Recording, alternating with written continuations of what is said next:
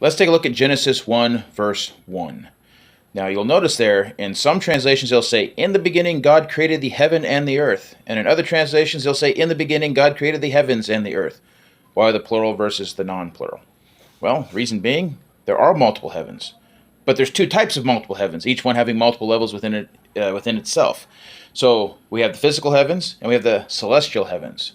The celestial heavens itself has multiple levels, with the highest level of the celestial heavens being the throne room of God himself. And then you have the physical heavens, which is primarily the sky, and then secondarily the cosmological heaven, or the entire universe.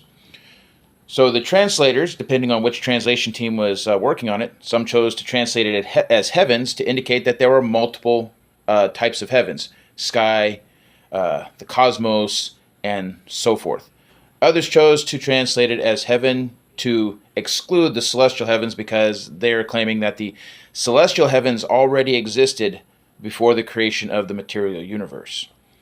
Now when you come down to the creation of the sky and the cosmos as two heavens, some people are going, well, the sky and the cosmos are actually one heaven, and so they chose to translate it as heaven instead of heavens.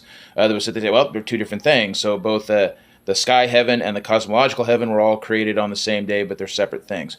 But yeah, that's just an interesting to note and to understand why Genesis 1, verse 1 could end up having either saying heaven or heavens. It doesn't matter. There are multiple heavens, but you need to understand that the ones that said heaven singularly were trying to exclude the cosmological heavens from the creation event because they existed before Genesis 1:1 took place.